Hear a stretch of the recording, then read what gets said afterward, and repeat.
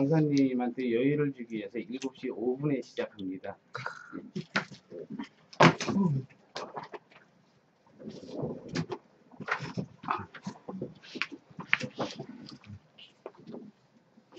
한 1년여에 걸쳐서 6차 강좌까지 잘 마치고요. 드디어 이제 7차 강좌 들어서서 오늘 7차 강좌의 첫 강좌가 됩니다. 작년 1차 때 했던 16강좌를 올해는 그걸 좀 확대 발전시켜서 다시금 우리 내부 분들의 의식을 공유하는 이런 시간을 갖자는 의견들이 있어서 지금 그걸 진행하고 있는데요. 오늘 1차 강의는 한국 원형문화의 철학적 구조라는 제목으로 우리 오정윤 교수께서 해주실 겁니다. 그리고 1시간 정도 강의를 하고 난 다음에는요, 약 10분 정도 휴식을 취하고, 그러고 나서는 지금 7차 강좌 16강좌에 대한 16개 강좌에 대한 강사님들이 다 안정해 주셨어요. 특별한 변화가 없으면 전에 하셨던 그분들이 그냥 진행하실 수도 있지만 새로운 의견이나 새로운 제목으로 강의를 원하시는 분은 저희 페이북을 통해서 좀 신청을 좀 해주시고요. 그리고 또 신청해달라고 했는데 지금 한 5분 정도만 신청을 하셨어요. 그리고 나머지 강좌가 아직 많이 남아있거든요. 16강좌 중에서. 그래서 본인이 원하거나 아니면 이분의 강의를 꼭 듣고 싶다 하는 분들은 그렇게 추천을 해주시면 되니까요. 그런 의견이 있으시면 이따가 강의 후에 쉬었다가 다시 시작하는 시간에 다시 논의하기로 하고요. 아까 다 오시기 전에도 우리 16일 날 진행할 목고지에 대한 얘기가 좀 있었는데요. 그거 최종적으로 다시 좀 논의하는 시간을 좀 잠깐 갖도록 하겠습니다. 질의응답 후에요. 예. 그러면 시간이 됐으니까 우리 제 7차 강의의 첫 번째 한국 원형문화의 철학적 구조에 대한 오정윤 교수의 강의를 듣도록 하겠습니다. 박수를 맞아주십시오.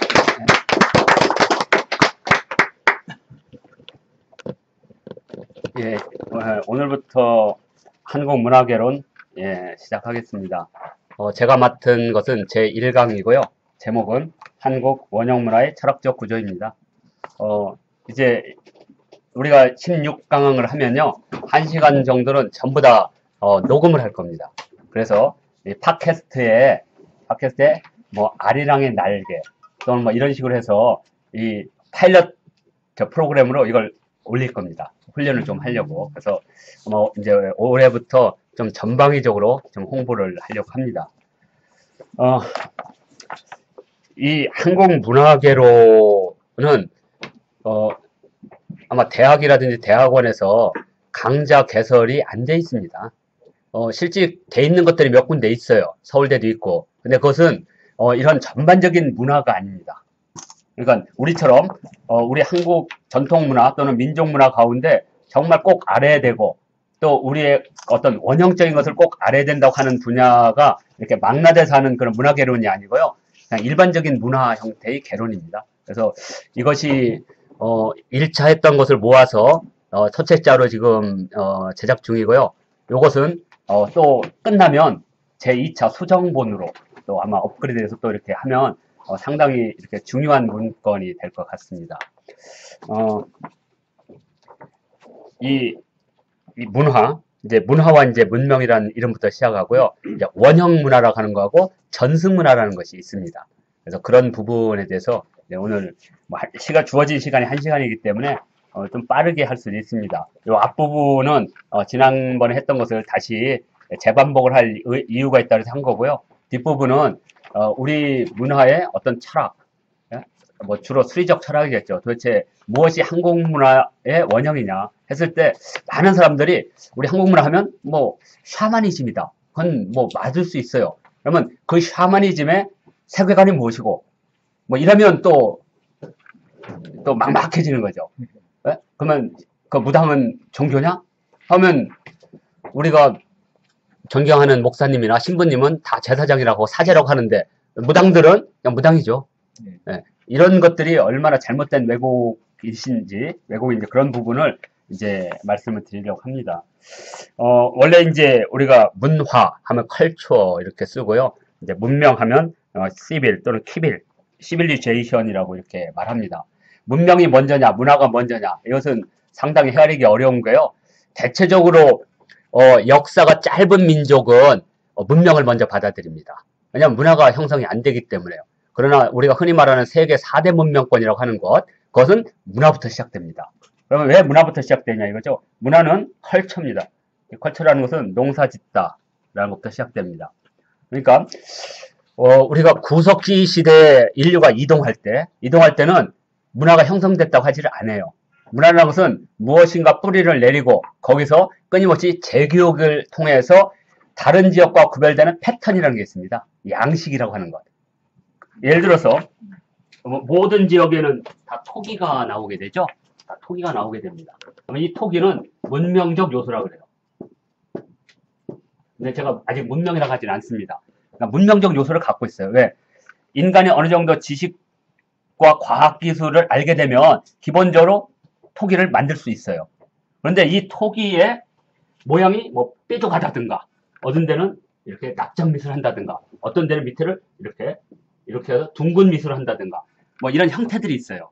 그러니까 이제 형태에 대한 독특한 자기들 나름대로의 선호도라는 게 생기게 되고요. 또 하나는 여기에 이제 무늬를 넣게 되죠. 이렇게 무늬. 그래서 바로 이 무늬에 대한 선호도. 그 다음에 이제 무늬를 이제 넣고 또 이 무늬가 어떤 사람들은 물고기를 넣고 어떤 사람은 뭐 저기 뭐 동물을 넣고 이게 다 다릅니다. 그러면서 이것이 전승을 돼요. 그래서 이런 것들이 재학습이라고 하고요. 그래서 계속 전승이 되죠. 그러면 이것을 우리가 문화라고 부릅니다. 그러니까 문화는 상당히 배타적인 요소가 있습니다. 그리고 고유적인 요소가 있고요. 그러나 그릇을 만드는 기술은 받아들입니다. 내가 이렇게 그릇을 만들었는데 뭐 별로 뛰어난 것 같지도 않고 잘 깨지고 그러면 이 기술은 떨어지는 겁니다. 근데 옆집은 이상하게 똑같이 만드는데 거기는 안 깨진다 이거. 그러면 왜 안 깨지는 거에 대한 기술을 배우려고 하죠. 그러면 뭐 이렇게 몰래 훔쳐보기도 하고, 예? 아니면 딸을 시집 보내가지고 딸을 통해서 뭐 획득하든가. 그래서 저기는 조개 껍질을 깨서 뭐 넣는다든가, 아니면 생선뼈를 갈아서 넣는다든가, 뭐 이런 과학 기술을 알게 되면 그건 문명이라고 부릅니다. 이렇게. 근데 왜 우리가 지금 문화라는 말을 쓰는데 이건 농사에서 나오죠. 그러니까 농사라는 건 정착인데 이 정착을 한다는 것은 최초의 인간이 집단을 이룬다는 뜻이고요. 구석시대 집단과는 좀 다릅니다. 왜 구석기 시대 집단과 신석시대 집단을 다르게 보냐면 구석기 시대의 집단은 인구의 팽창이 없었어요. 그러다 보니까 인구가 늘질 않습니다. 그건 여러 가지 요인이 있어요. 생산물의 부족이라든지 또는 전염병이라든지 뭐 자연재해 이것 때문에 늘질 않은데 이제 신석기 시점 되면 인간은 이제 어느 정도 자연의 재해를 극복하게 됩니다. 그러면서 이제 인구가 폭발을 하게 되죠. 그래서 최초의 집단이 이루어지게 되죠. 이것을 우리가 모계 사회라고 하죠. 모계 시족 사회. 그래서 이때부터 이제 우리가 흔히 말하는 이제 문화가 만들어지기 시작합니다. 그래서 뭐 이렇게 강변을 이렇게 기초로 해가지고 이런 지역에 독특한 나름대로의 성격들이 만들어지겠죠. 근데 이게 재밌는 게 한 지역에서 대체적으로 동일한 형태의 문화적 성격을 가져요, 보면. 그래서 이런 것을 우리가 이제 빗살무늬, 뭐, 토기 문화권, 뭐, 또는 채색 토기 문화권, 이렇게 부릅니다. 이렇게. 자. 그래서 이제 문화가 만들어지고요. 근데 저쪽 이집트라든지 이런 데는 이 문화가 곧 문명입니다. 왜냐면 여기는 BC 한 3,500년 전에 집단을 이루고 처음으로 정착을 했는데 그때 그들이 만들어냈던 그 문화적 수준이 문명적 수준이에요. 거의 같이 간다 이거죠. 그러니까 이제 그보다 좀 뒤떨어진 애들은 그걸 배워가는 거예요. 배워가. 그래서 초창기에는 그 문화적 성격까지 같이 가겠죠. 이렇게 같이 가게 됩니다. 그러면 이제 그러니까 빗살무늬 토기가 어느 한 지역에서 일어났겠죠. 무지 발달돼. 그러면 이 빗살무늬 토기가 계속 갑니다, 같이. 이렇게. 그래서 초기는 대체적으로 같은 유형을 가져요. 그러다 이제 점점 자기들 이제 성격에 따라서 이제 자기들 나름대로 빗살무늬 토기의 무늬라든지 형태가 조금씩 바뀌고 색깔도 좀 바뀌고 이러면 이제 이것은 이제 같은 빗살무늬 토기 문화권 중에서도 예를 들어 우리는 B급 무늬를 주로 쓴다든가 어때는 이렇게 물결 무늬를 쓴다든가 예, 이게 있습니다. 예를 들어서 예전에는 이제 그 고고학적으로 그것을 잘 몰랐는데 이렇게 이 만주 지역에서 수많은 고고학적인 유물이 발견되니까 패턴이라는 게 나와요. 같은 빗살무늬 토기인데 이건 공통해요. 이건 공통이야. 뾰족 밑은. 그런데 어떤 것은 위에만 이렇게 내요. 어떤 데는 밑에 세 번째 줄에 놓고 어떤 데는 또 이렇게 냅니다. 요 루트가 있어요. 루트가. 그러면 이것은 그 빗살무늬 토기 문화권의 또 다른 소문화권이 또 있는 거죠. 근데 광범위하게 이 빗살무늬 토기의 영향력이 엄청나게 컸던 거죠. 그래서 이게 막 스칸디나비아에서 핀란드까지 연결되는. 근데 또 중국에서 나타나는 채석토기 문화권은 오늘날 이집트부터 시작해서 페르시아에서 인도로 해서 중국까지 이어지는 이렇게 이어지는. 그래서 이 신석시대 토기는 두 개의 문화권을 크게 구별합니다. 빗살토기 문화권, 여기 채석토기 문화권. 그리고 이 안에 다시 작은 형태의 문화권이 또 나오죠. 그래서 우리는 이런 식을 이렇게 얘기합니다. 예를 들어서 이쪽에 있으면 홍산 유형, 뭐 신락 유형 이렇게 같은 빗살무늬 토기 문화인데, 그러니까 여기서 빗살무늬 토기는 문화이자 문명이에요. 그런 성격을 갖습니다. 근데 이제 우리가 4대 문명 할 때는 그게 통용됐는데, 뭐 여기 우리나라는 뭐 4대 문명에 축에도 끼지 않았잖아요. 근데 이제 요즘에 이제 요하 지역에 그런 이제 발달된 문화가 나오면서 여기도 그런 문명적 요소가 있다 이렇게 이제 보는 겁니다. 그래서 이제 그러면 이제 여기 문화는 됐고요. 그럼 문명은 도대체 뭐냐? 문명은 도시란 뜻입니다. 도시국가. 그러면 이 문화하고 문명의 차이가 뭐냐 이거죠. 그러니까 이 초기는 이 문화가 거의 문명했는데 이제 이게 이제 주변으로 퍼지잖아요. 그러면 이제 주변이 이제 그런 과학기술을 받아들이잖아요. 그럼 과학기술 끊임없이 생산되는 데서 이렇게 받아들이게 됩니다. 그래서 보편성을 갖게 되죠. 과학기술은. 그러면서 이들 과학기술을 가진 자들, 이들이 좀 독특한 권력을 갖게 됩니다. 이제 권력이 창출이 되는 거죠. 그래서 이 모계사회의 권력이라고 하는 것은 혈연을 기반으로 하는데, 그죠? 근데 이제 이 문명이 탄생하는 이때쯤 되면 혈연을 중심으로 하는 거기에다 강력한 힘을 갖게 되죠. 강력한 힘. 이제 그게 이제 뭐 종교, 군사 이런 권력을 갖게 됩니다. 그리고 이게 이제 사적 소유로 나타나게 되고 주로 세계사적으로 본다면 청동기 시대 때 대체적으로 문명이 싹을 튼다고 봅니다. 왜냐하면 그때 도시국가가 탄생을 해요. 자, 그러면 도시국가는 왜 탄생하느냐? 이 문명과 문화를 이해하는 데 너무나 중요하기 때문에 제가 다시 반복을 하겠습니다. 그래서 이게 이제 강변이면 초기에는 이 도구가 발달되지 않았기 때문에 그 강변의 충적토에다가 주로 파종을 하는, 주로 이제 직파라고 하는 거 던져가지고, 자, 그런데 이제 생산력을 높이려면 가리를 해야 돼요. 그러니까 정말 일양 농사를. 그러려면 여기를 개간을 해야 되거든요. 근데 청동기는 개간할 수가 없어요. 그러다 보니까 이제 청동기 시대가 오고 찰기 시대가 오면 이제 쟁기가 나오고 이러면서 여기가 개간이 되거든요. 그러면 생산력이 급격히 늘어요. 그리고 이제 이렇게 직파죠. 직파. 여기 고랑이죠. 일양농사. 근데 이거보다 더 센 게 이모작이잖아요. 그러니까 다른 데도 옮기는 이양법. 이것은 뿌리가 깊게 내리기 때문에 생산력이 팍 늘어요. 그래서 우리나라에도 저기 고려 말에 겨우 벼가 이모작을 해요. 이양을 한다고요. 그 정도로. 농사법이 그런 건데, 뭐 제가 시골에 살았으니까 뭐 되게 잘합니다. 그래서 묘목 그거 하기 싫거든요. 싫거든. 근데 만약에 고추를 그냥 뿌려가지고 나잖아요. 대가 나잖아요. 고추 별로 안 열립니다. 뿌리가 내리지 못하기 때문에. 그래서 이렇게 다른 데로 묘목을 심지 않는 것은 뭐냐면 저런 것만 해요. 파라든지 아니면 저기 상치 이런 것들. 이런 거 그냥 뿌려버려요. 그건 괜찮아요. 그러나 가지라든지 이런 것들은 반드시 묘목을 해야지 뿌리를 내려서 크게 이렇게 나옵니다. 그리고 벼도 마찬가지예요. 깊게 뿌리를 내야 되니까. 그래서 여기를 개간하면서 생산력이 늘으니까 여기서 특수한 기술을 갖는 사람만 이 농촌 지역에서 떨어져서 이 지역에 자기들의 집단적인 거주지를 만들게 되죠. 이것을 우리가 도시국가라고 합니다. 국가 형태가 만든 권력이 형성된 거죠. 이 도시국가에 있는 사람들은 종교, 과학기술, 문자, 금속기술 이런 걸 가진 사람들이겠죠. 그래서 이런 사람들은 이 사람들과는 다른 생각을 해요. 그러면 왜 이 사람과 다르냐?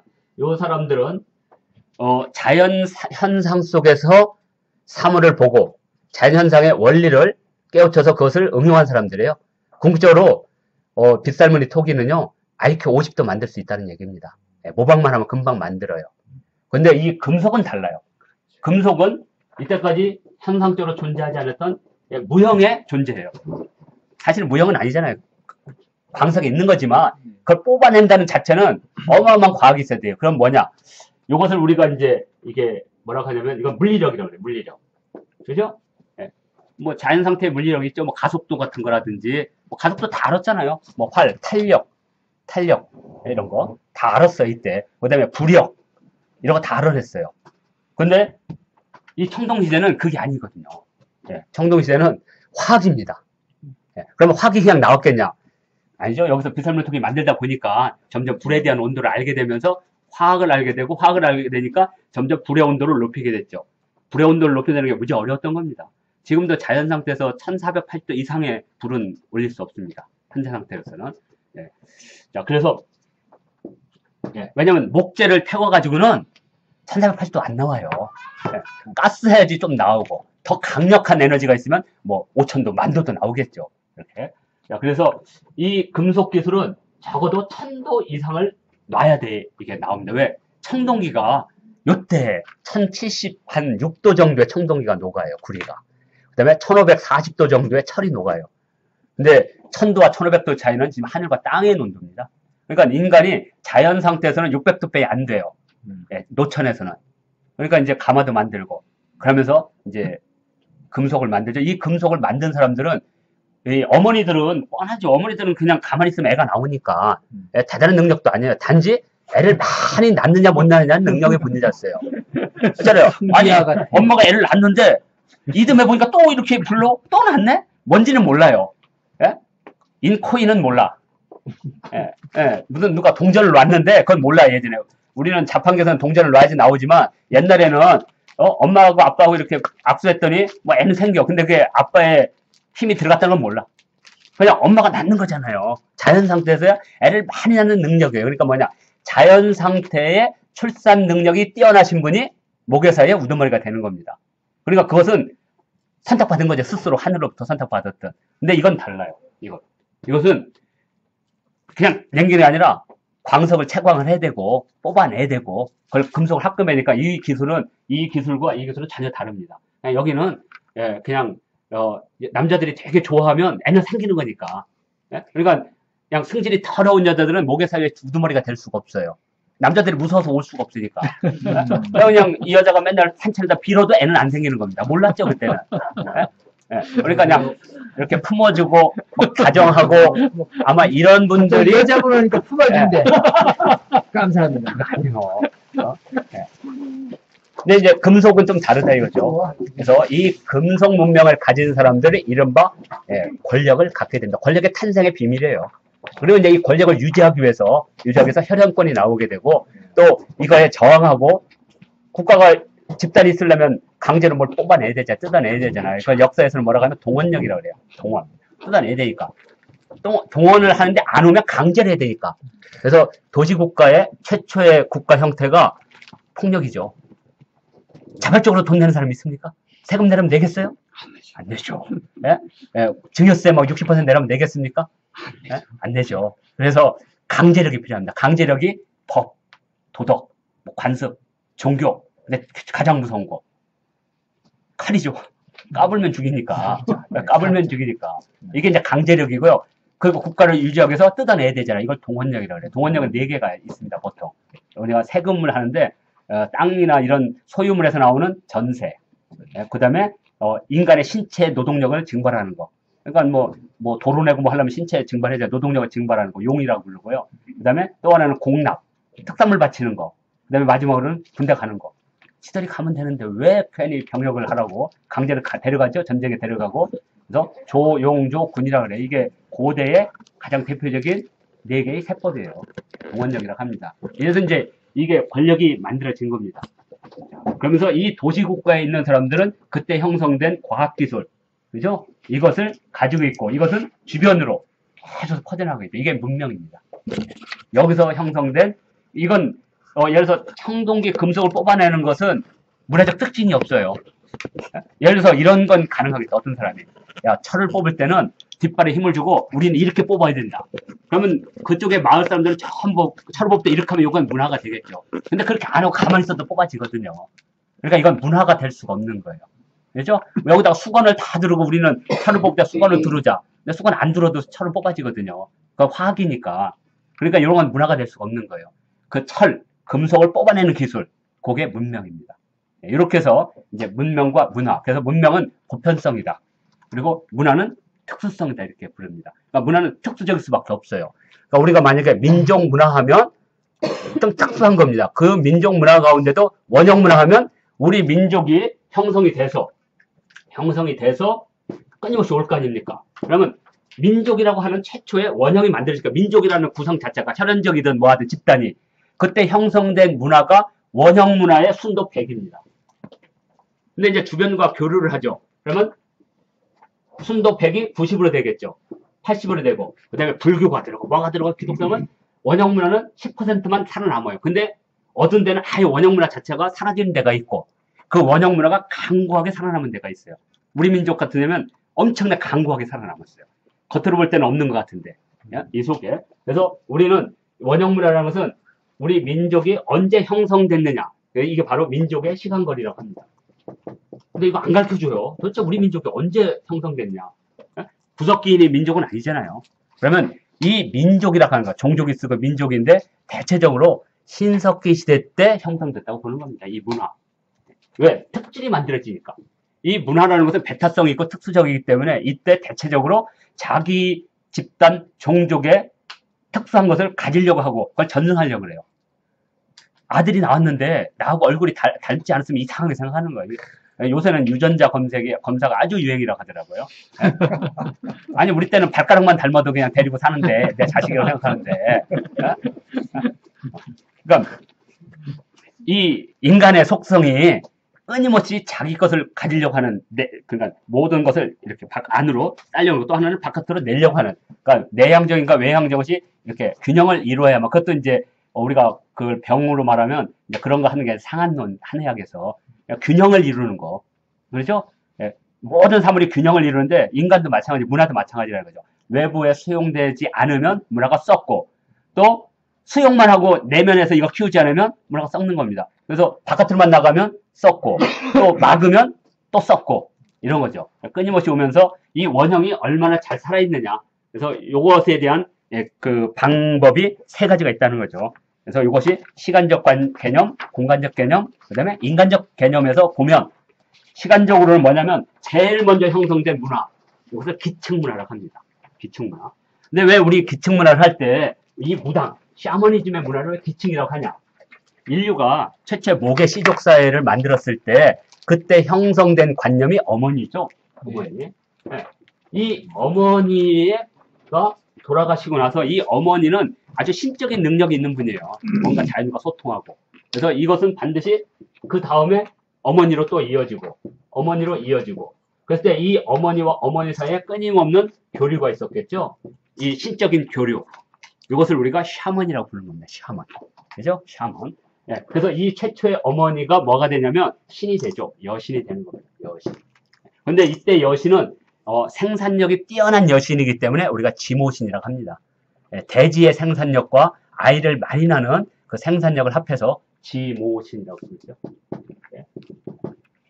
그러니까 최초에 형성된 종교관념이 바로 모계 사회를 중심으로 하는 샤머니즘이라고 했을 때 원형이 있는 거죠. 기층이 있는 거죠. 다만 후대 오면서 변형돼서 그런 거죠. 그러니까 샤머니즘이나 틀 속에는 원형적인 틀이 있다는 거죠. 그걸 찾아내는 겁니다. 그래서 이 기층이 있고 이 기층 위에 순도가 조금씩 떨어지는 계속 쌓입니다. 그래서 예를 들면 이런 거죠. 우리가 이제 불교적으로 말하면 불교는 이제 공수의 공수거라는 관념이 많이 있어요. 그런데 유교는 가족 단위, 혈연 관계를 가지고 있습니다. 그런데 자식이 죄를 지으면 어머니가 뭐라고 하냐면 내 업이라고 그래요. 내 업보. 불교적으로는 이 아들은 아들의 업에 따라서 생기고 어머니는 어머니의 생기기 때문에 전혀 업의 관계가 없어요. 그러나 항상 우리는 가족 단위의 업보를 느껴요. 그러면 그것은 불교적인 것이 유교적인 것과 만났다는 얘기입니다. 그러니까 조선시대 때는 다 내 업보, 지금 어머니 다 자기 업보라 그래요. 그래서 이렇게 생각합니다. 네가 지은 업이니까 너는 다음 내 세 때 돼지로 태어나는 거고, 예? 나는 내 업이 아니니까 다음에 열심히 해서 또 다른 인간으로 태어난다. 이게 이제 불교적인 사고예요. 근데 우리는 그렇게 생각하지 않거든요. 자식의 죄가 바로 나의 죄로 이어지는. 그건 이제 불교와 유교가 융합되는 거죠. 이게 바로 오면서 계속 융합을 하는 거죠. 융합을 하는.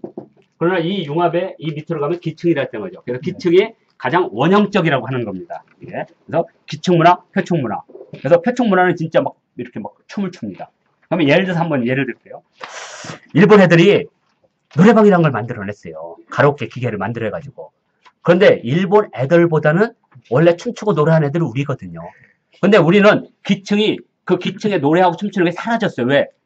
나중에 규범이라는 게 있는데 6.25 시대 때 남들 앞에 못하게 만들어버린 거예요. 그래서 어깨춤도 못 추게 하고, 양반들이 어깨춤 췄냐 이거예요. 어? 술 마셔도 근엄하게 취한다 하면 됐잖아요. 농민들은 후닥하고 그냥 막 놀잖아요. 그럼 그 뭐냐, 한마디로 미친놈이죠 그거. 근데 사실은 인간의 감정이라는 게 뭡니까? 우리 그리스 조르반에서 나오지 않죠? 가장 원초적인, 인간의 가장 원초적인 감정이 뭡니까? 아, 좋으면 춤추는 거죠. 그리고 좋으면 그냥 가서 뽀뽀하는 거지. 근데 제가 5m 밖에 있는 당신의 입술로 시속 20km로 가도 됩니까? 이러면 그게 되겠습니다. 수학적인 감정이라는 게, 근데 우리는 지금 사실 감정을 억제하면서 산 거거든요. 그래서 우리 아빠들이요, 애들한테 애정 표현 못 하잖아요. 못하게 만들어 놨으니까. 사실은. 요새는 거꾸로더라고요. 요새는 이제 어머니가 무섭고 아빠가 이제 좋은 시대로 바뀌었는데, 요새는 이제 업무 자부가 됐죠. 근데 우리 사회에 그런 규범이 있잖아요. 그런 규범 때문에 우리가 지금 사고를, 그래서 가라오케가 딱 들어왔는데 우리 한국인들이 딱 맞거든, 그게. 한국에 딱 맞아요. 그러니까 뭐냐, 일본은 사라지도 우리는 살아. 왜? 기층에 살아있거든, 그게. 춤추고 하면. 이게 이제 예인데요. 제가 대호 다닐 때 사모님들, 이사님들 이렇게 오면, 아시죠? 다 앞에 다 그람하게 앉아 계세요. 그래서 이제 1차 이제 상 주고 뭐 해요. 2차 이제 음식 먹고 하고, 3차 이제 드디어 이제 노래하고 춤추는 이제 장기자랑 시간이 있어요. 그러니까 얼마나 지금 근질근질 하겠습니까? 몸 풀어야죠. 근데 누가 한 명이 안 나가면요, 그날 3차를 잘 하나도 없습니다. 근데 이제 가끔 이제 우리가 신입사원이 이제 이사님의 사모님을 딱 끌고 와가지고, 같이 이제 브루스 추고 놀았다. 그러면 이제 그다음부터 이제 풀어지기 시작해서, 두 번째 사모님이 소녀시대 부르고, 이제 세 번째 손님이 남진의 저 푸른 초원에 하면 끝난 겁니다, 이제. 그다음부터는 마이크가 어디 갔는지 몰라요. 안 나. 그죠? 노래방도 그렇죠? 전 나 못해. 그러면서 맨날 이렇게 보다가 발동이 걸리면 절대로 안 놓죠, 절대로. 그 이제 여기에 그런 인간의 가장 기본적인 기층에 여기 살아남은 겁니다. 그러면 이게 전 세계적이냐? 그렇지 않아요. 저는 중국에 가서 수없이 술을 마셔보고 해서 걔들은 맥주를 이렇게 놓으면서도요, 나는 맥주 한 컵 안 부르고 노래 부르는 거 처음 봤어요. 중국 놈들. 걔들은 맥주 그냥 물 마시면서도 가서 노래 불러? 그 노래가 나오겠습니까, 그게?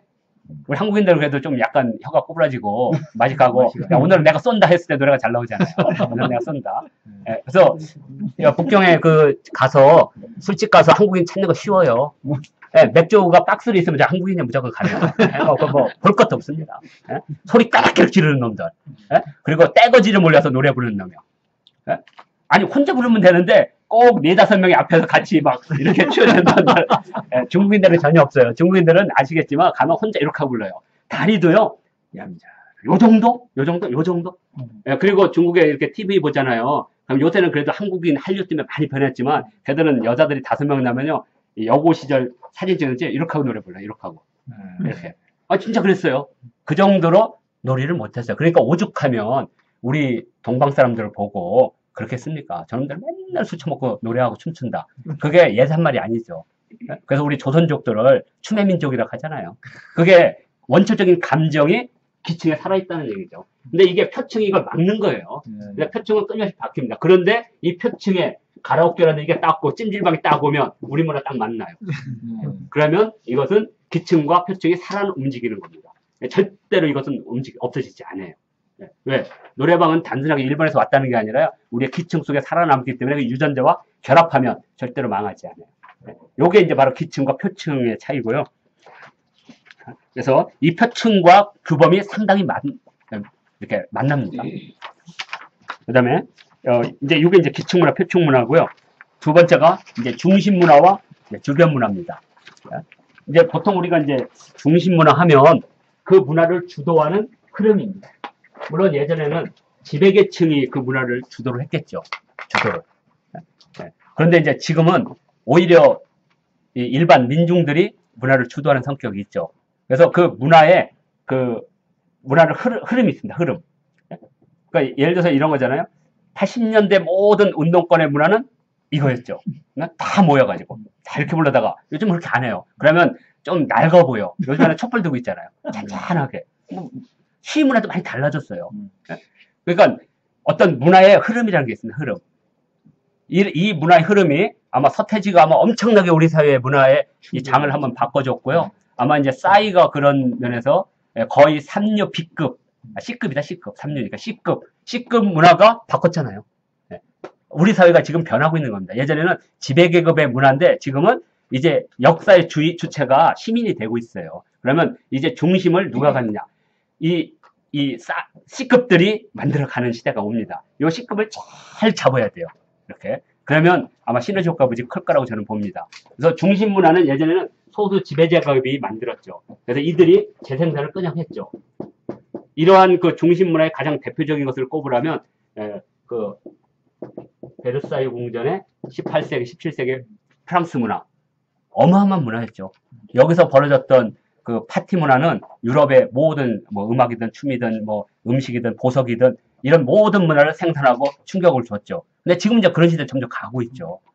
그러니까 예전에는 고조선의 중심지가 있었다면 거기서 모든 문화가 이렇게 이런 문화의 역할을 뭐가 했느냐죠. 고구려 때 국중대가 그걸 한 거죠. 1년에 한 번씩 모이게 되면 갖가지 기회와 문화를 가진 애들이 모이잖아요. 그래서 거기서 서로 문화를 교류하고 거기서 주도권을 가진 그 문화가 고구려에 쫙 퍼지고 아마 이런 형태. 그래서 예전에 전두환이가 이걸 본따서 국풍이라는 걸 만들었죠. 국풍 80 이렇게. 여의도에 다 그걸 했습니다. 이렇게. 그걸 알았기 때문에 그런 거죠. 이렇게. 그러니까 관제문화죠. 관제문화. 근데 그게 국가주의에서는 또 관제문화가 먹히거든요. 그리고 그 관제문화가 지금 우리를 지배하고 있잖아요.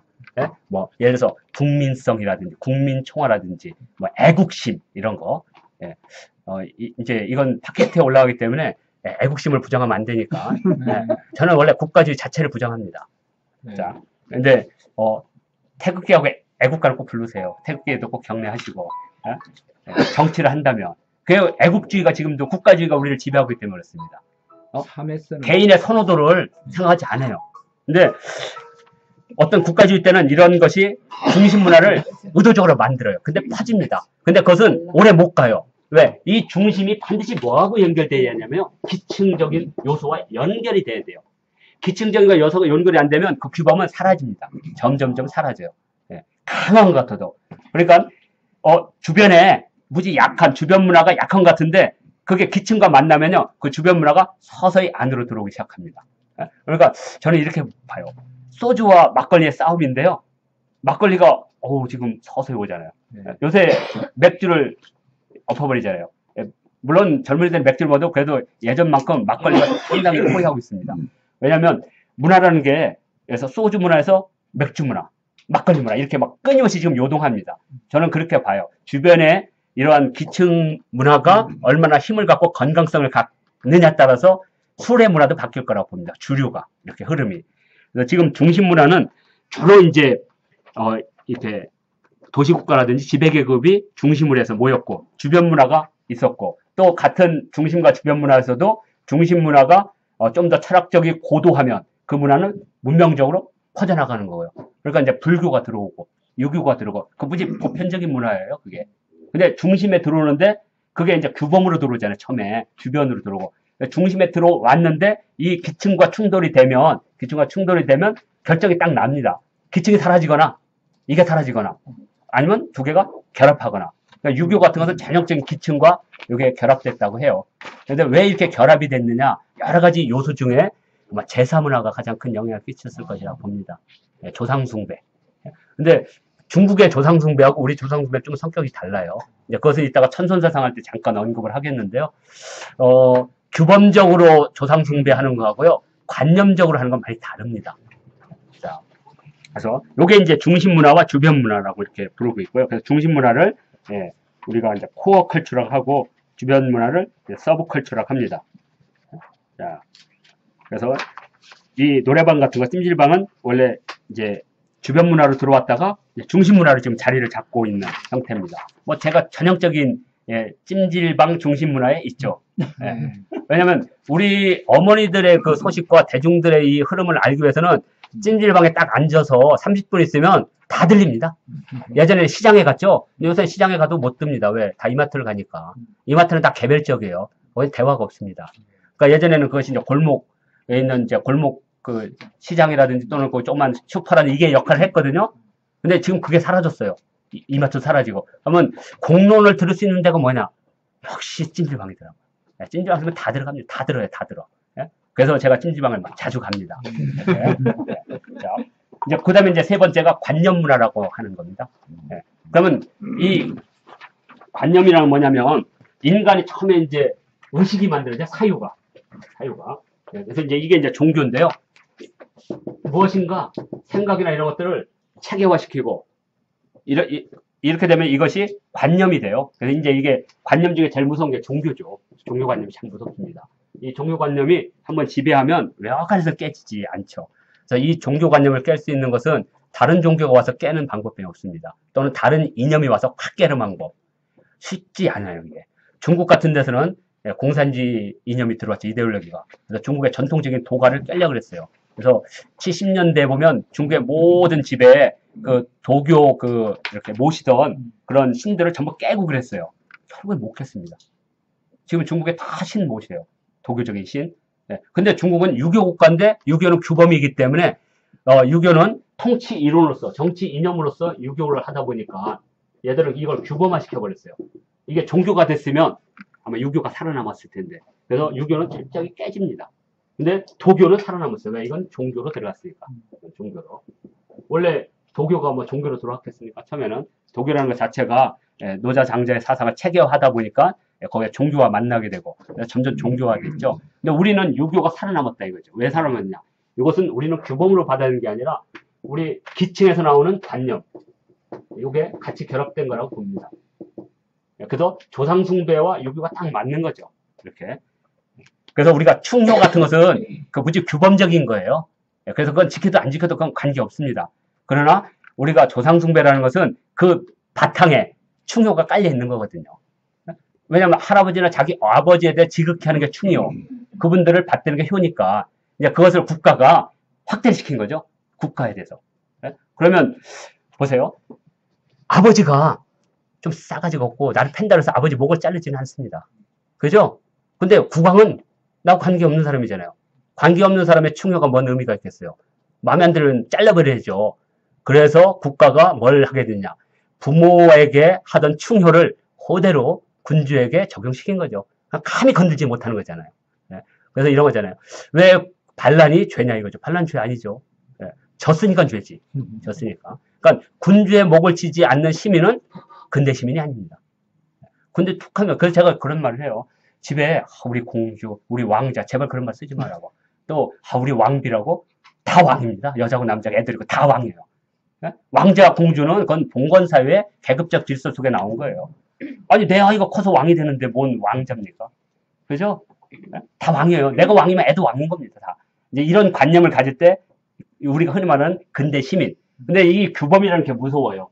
이 규범을 만들어 놓으면 그게 정치 이념과 만나면 강력하게 이걸 지배하려고 하는데 그걸 깨지죠. 왜? 정권이 바뀌거나 새로운 이념이 오면 규범은 칼처럼 날아가 버리죠.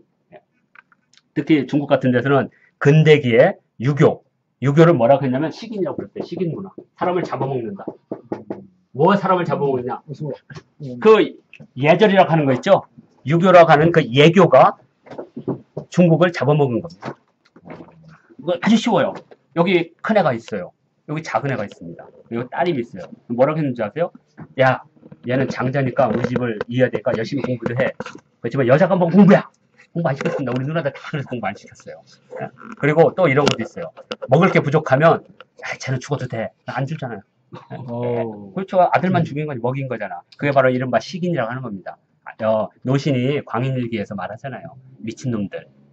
이 사람이 맨날 그 아버지나 형들한테, 저 식인종 하니까 그 아버지가 이런 미쳤다고 하거든. 근데 사실은 자기가 사람을 잡아먹는 그 구조 속에 있으면서 못 느끼니까 미친놈이지, 사실은. 그리고 얘는 알으니까 미친놈이 아니죠. 왜? 그 구조에서 깨려고 하니까. 안 깨지죠. 왜? 그 구조를 깨려면 뭐냐? 반역자죠. 네. 그래서 그 광일기에 보면 마지막 그 말을 합니다.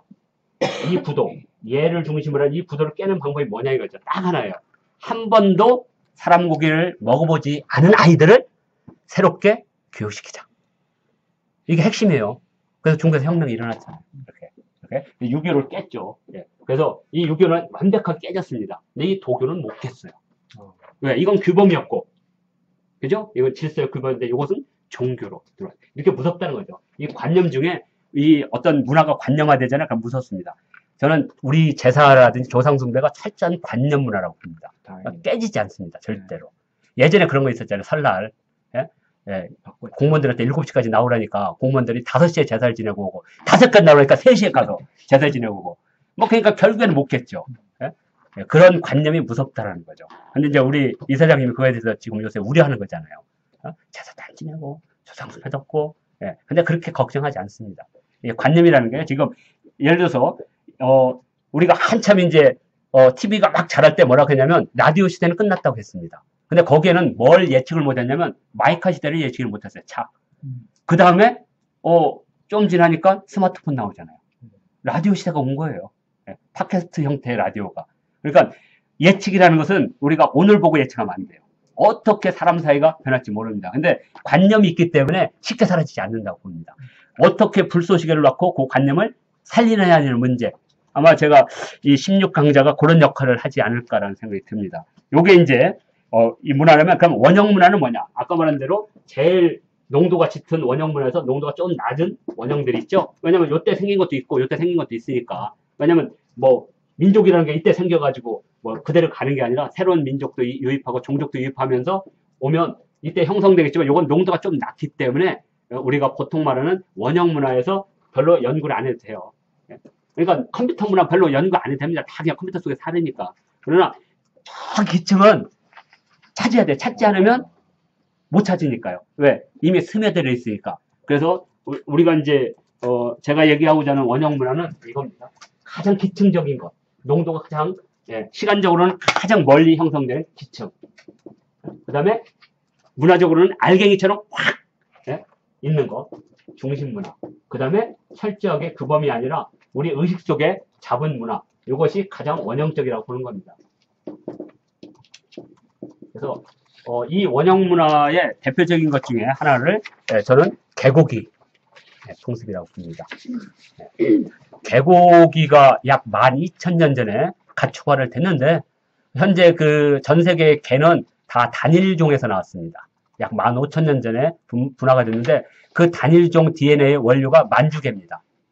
만주. 그건 뭐 제가 한 게 아니고요. 이미 미국에 다 확인된 겁니다. 내셔널 지오그래피에서.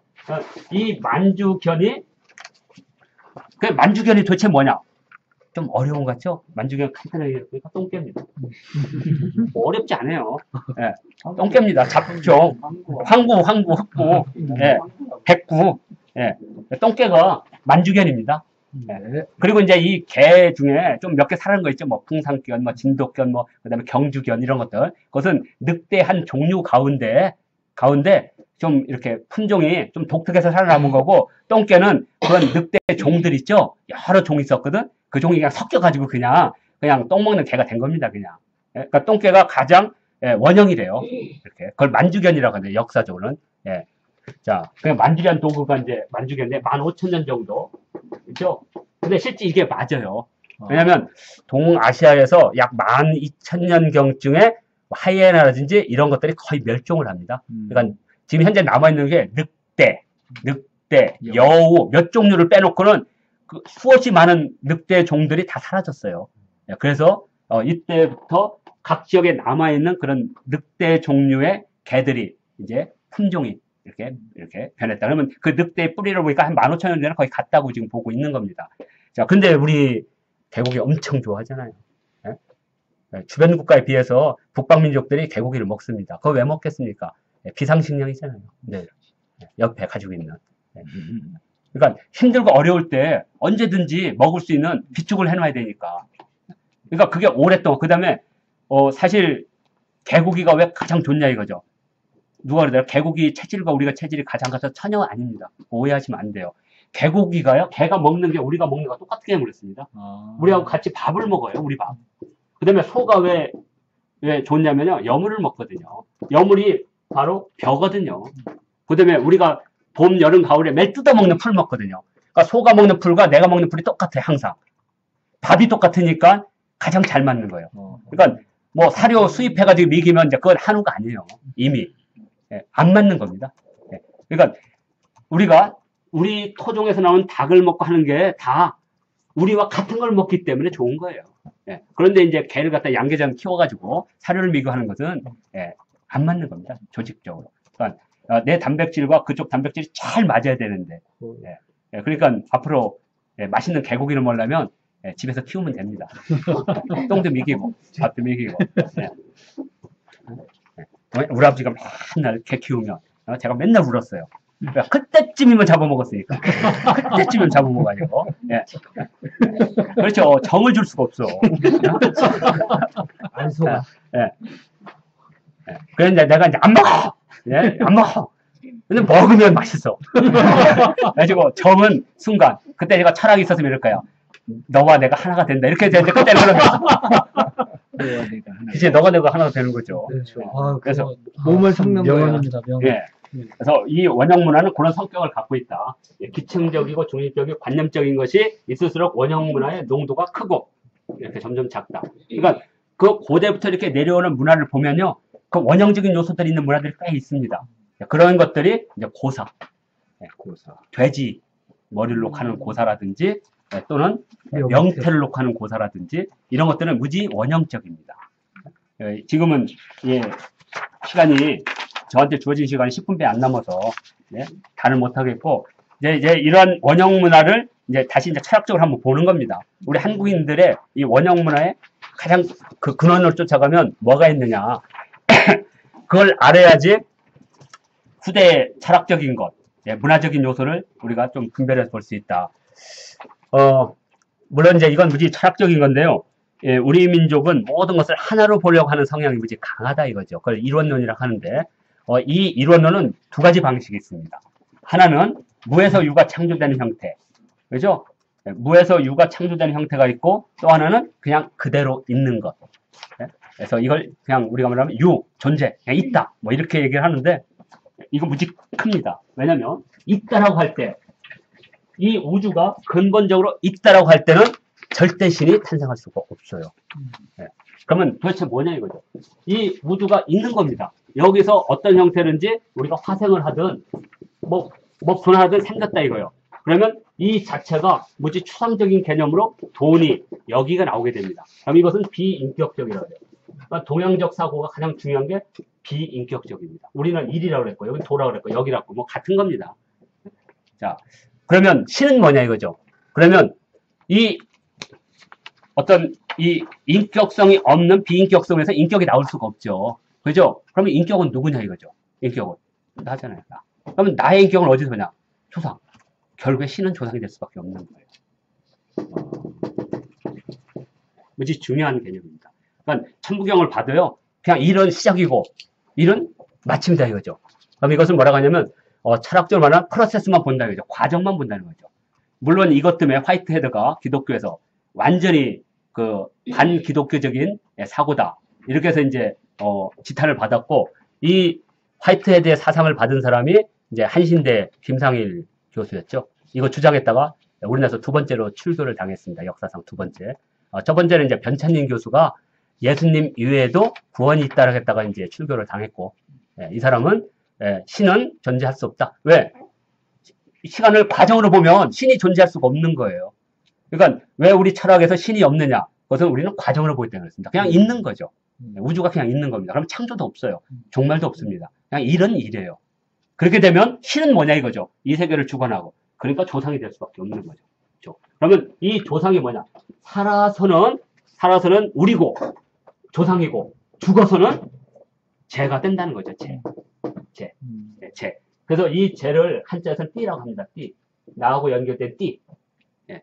그래서 조상이 갔다가 그 조상이 오고 또 갔다 오고. 그러니까 애를 낳을 때는 항상 띠를 잡고 있는 겁니다. 띠를 타고 와야 되니까. 그래서 우리 그 띠를 잡고 애가 태어나면 그걸로 이렇게 앞에다 걸어놓는 거예요. 우리 조상의 영혼을 타고 있는 이 아이의 생명을 누구도 침범하지 마라. 검줄이라고 그랬죠. 신줄이라고 부르는 거. 예? 이 관념이 여기서 생기지 않는가. 그러면 이 죄는 어디로 가냐 이거죠. 최초의 죄가 간 데는 이제 우리가 그 사람을 상제라고 불렀다는 거죠. 죄의 우두머리. 수많은 조상들의 우두머리. 그래서 이걸 상제라고. 상제는 어디에 사느냐? 옥황에 사는 거예요. 그 옥황이 도대체 뭐냐 이거죠. 옥황. 옥은 뭐냐면요. 이 세상에 영원한 빛을 상징하는 빛의 근원이라는 뜻입니다. 옥황이라는 게. 옥황. 그럼 어디냐? 낮에는 없잖아요. 모르잖아요. 그래서 고대인들은 이 빛의 근원을 북극성이라고 봤습니다. 그래서 이 북극성이 바로 옥황이 있는 곳입니다. 그래서 북극성에 옥황궁이 있는 거죠. 그래서 이 옥황궁에 있는 사람이 바로 옥황상제가 되죠.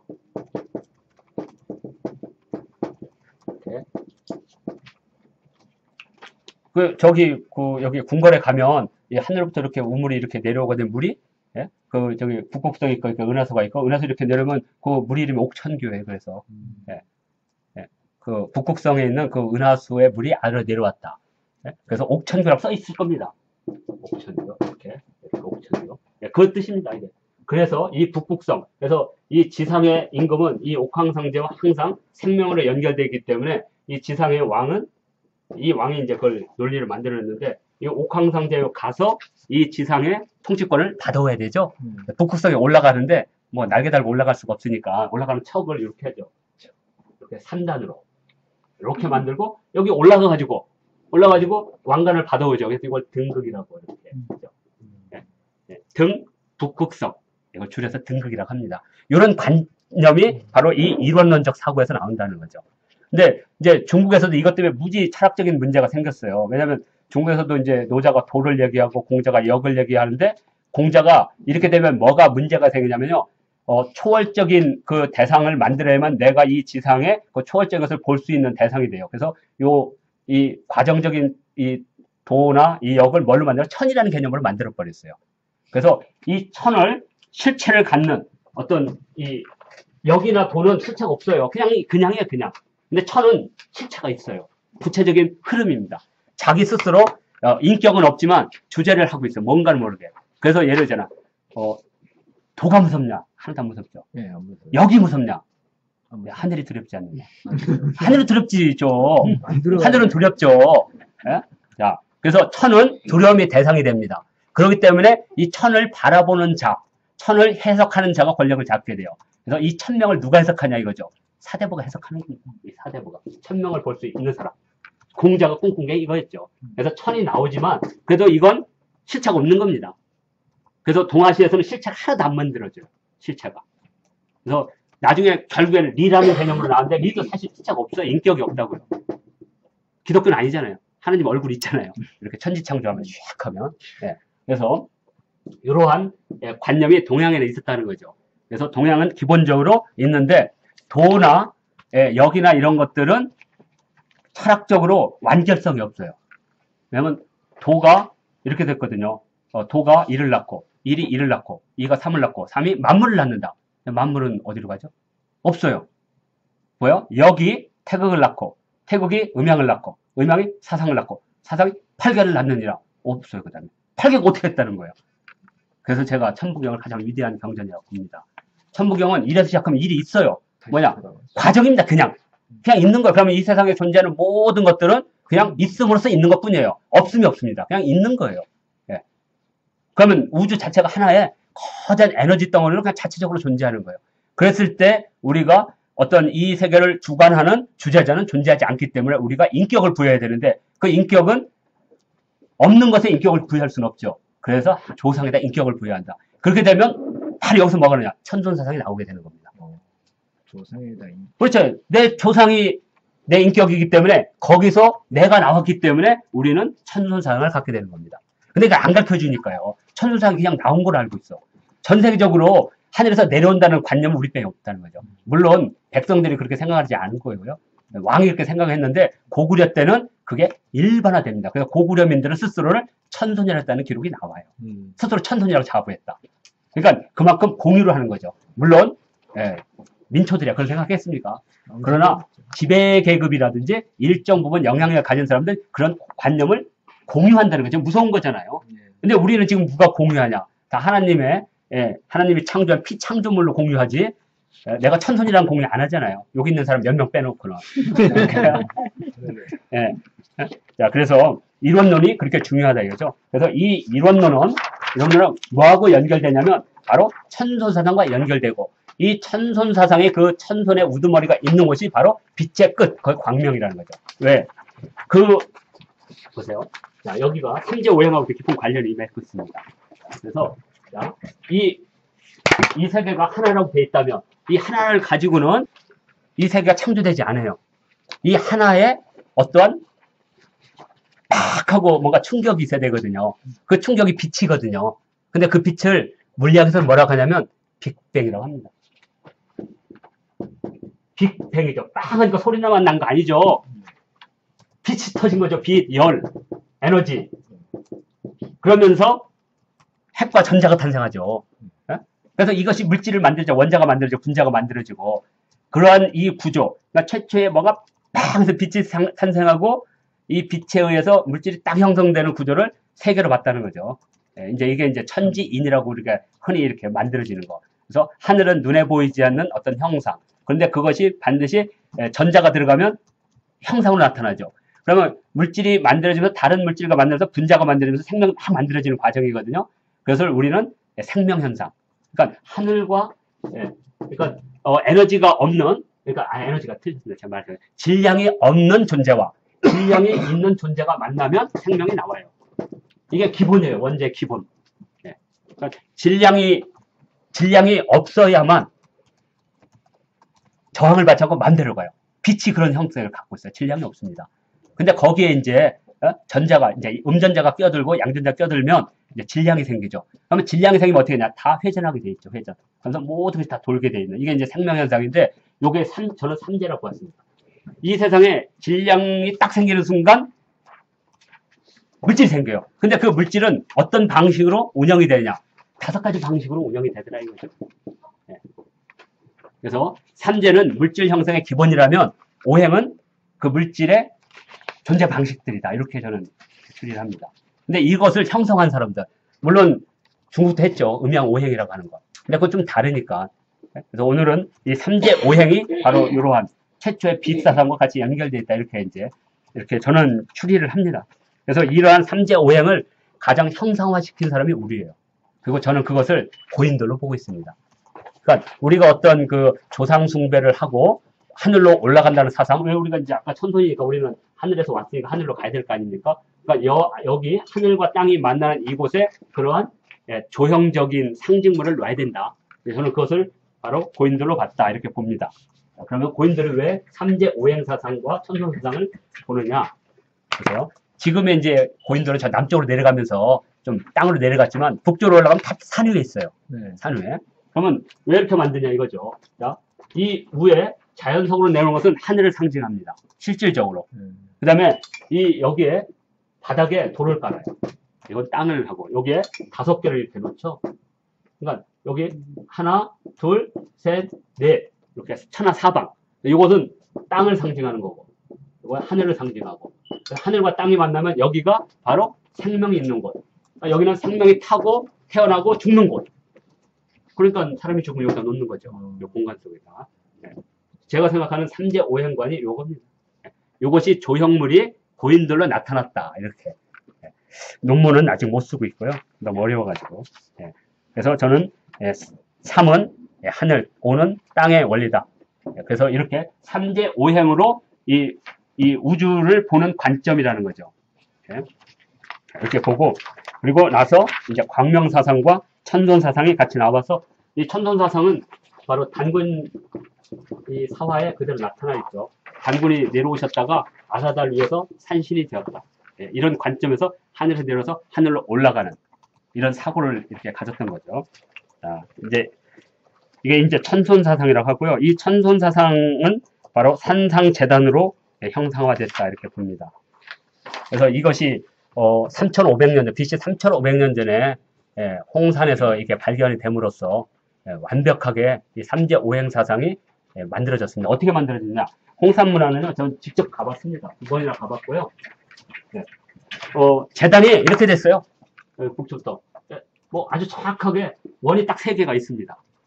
둥근 원이에요. 돌을 이렇게. 그리고 그 돌 바깥에다가 이렇게 둥근 통에 통형관을 놨는데 여기 뻥 뚫려 있어요. 28개를 배치해놨어요. 의도적으로 배치한 겁니다.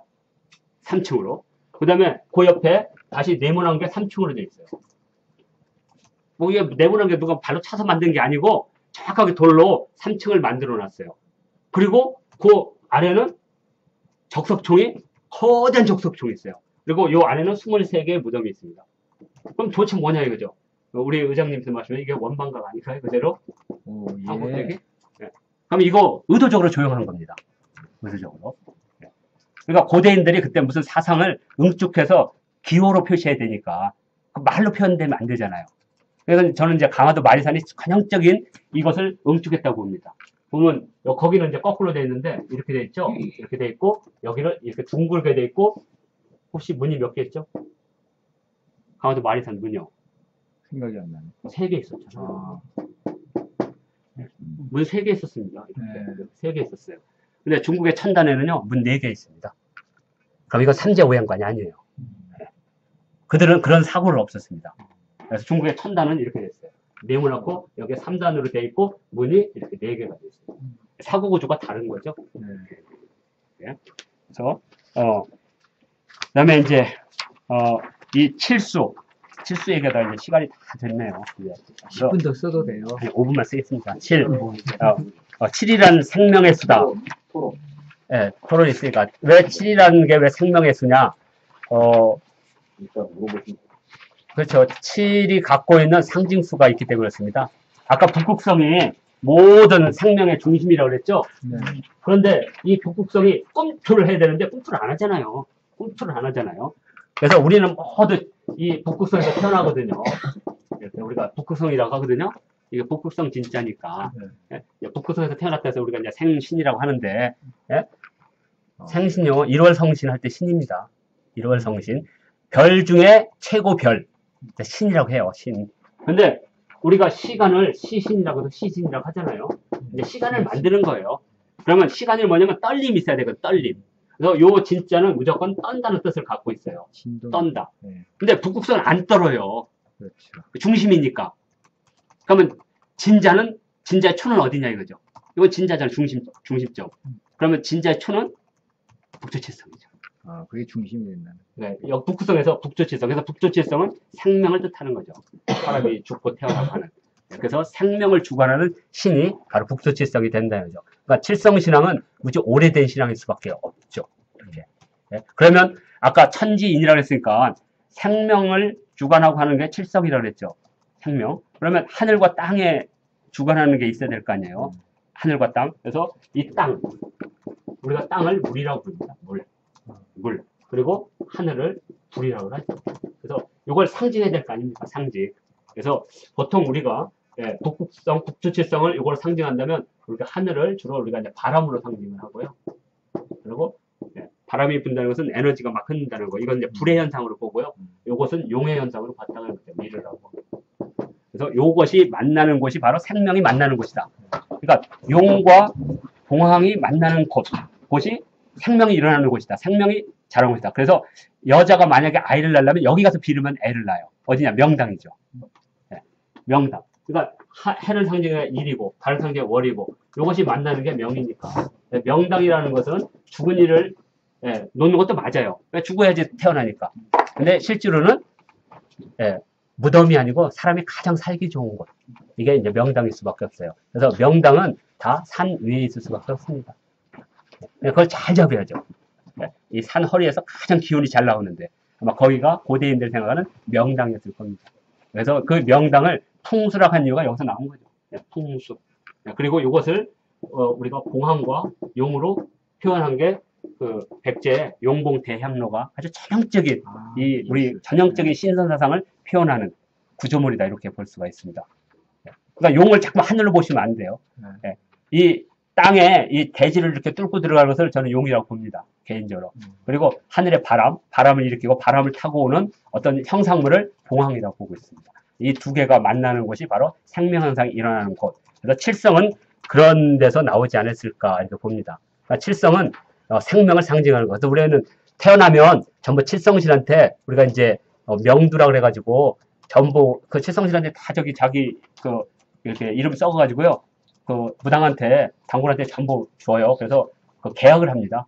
내가 언제 끌려갈지도 모르니까 당신이 그 내 죽을 때쯤 그 연장을 해달라고. 그래서 이 많은 데다가 칠성신한테 준다는 막 이렇게 해가지고 무당한테 당군한테 주면 그 사람이 1년마다 한 번씩 교체해줘요. 어렸을 때 그런 게 있었습니다. 지금도 아마 민속박물관 가면 그거 있을 거예요. 이렇게. 그 다음에 뭐 구는 이게 좀 길어져요.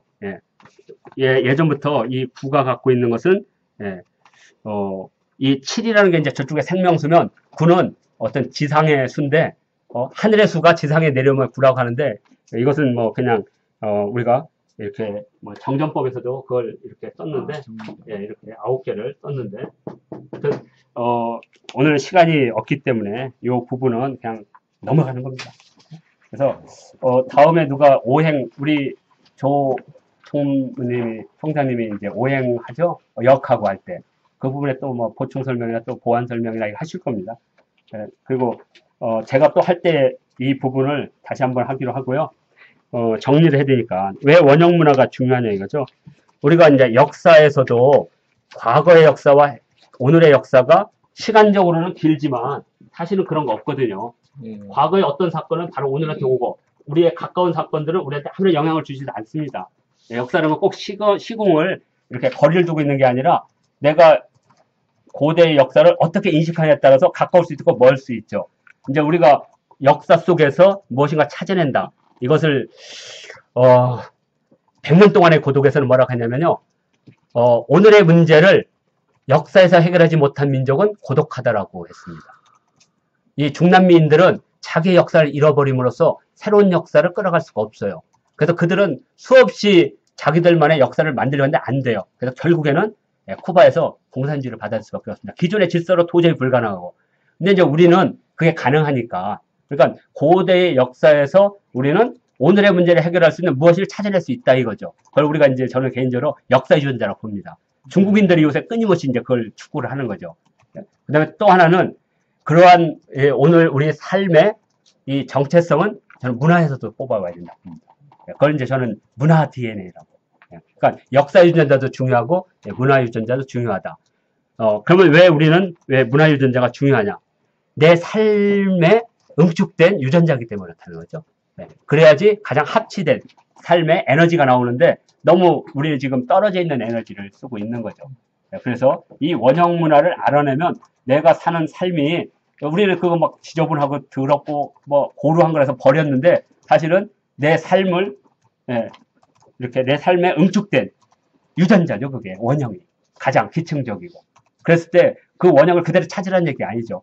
그 현대적인 것과 그 원형이 만났을 때 시너지가 갖고 훨씬 더 인간에게는 자기 삶의 존재를 좀 안정적이고 행복하게 만드는 요소들이 있다는 거죠. 그래서 아마 노래방 가면 행복할 겁니다. 원형을 만나면 찜질방 가면 조금 행복할 겁니다. 이렇게 현대와 원형이 결합되는 형태의 새로운 문화들이 다양하게 만들어지면 아마 행복할 겁니다. 저는 하나 딱 남은 이 원형이 뭐냐? 그냥 마을 동구에서요 자연스럽게 놀고 막걸리 먹고 춤출 수 있는 문화만 있으면 마을 공동체적인 문화, 새로운 형태의 공동체가 있다면 10년 전보다는 좀 더 행복하지 않을까 이렇게 봅니다. 그런 문화를 우리가 또 만들어야 되지 않겠나 뭐 이런 생각을 하면서 시간이 좀 넘었는데요. 일단 여기서 마치도록 하겠습니다. 우리 민족의 그 정신 세계와 행동 양식, 그리고 그 문화 감성을 잘 드러낼 수 있는 그 우리 한국 원형 문화의 그 철학적 구조에 대한 열강을 해주신 그 우리 오정인 교수님께 다시 한번 박수 드립니다. 네, 그리고 잠시 한 5분 정도 광고를 안 했는데 예. 이 강의가 아주 훌륭하고 좋다라고 아, 예. 하는 것은 기쁨을 받고 왜 그걸 항상 아니요. 그거 질문 질문 끝나고. 끝나고서 아, 했습니다. 끝나고 예, 그래서 그랬고요. 다 만 원씩 준비 안 네. 하면은 저기 한 안 5분 할게요. 정도 쉬고요. 예, 다시 들어와서 음. 혹시 새로 오신 분 있으면 간단하게 인사소개를 받고 음. 그런 다음에 질의응답을 진행하도록 하겠습니다. 예, 5분 뒤에 다시 뵙겠습니다. 수고했습니다. 고맙습니다.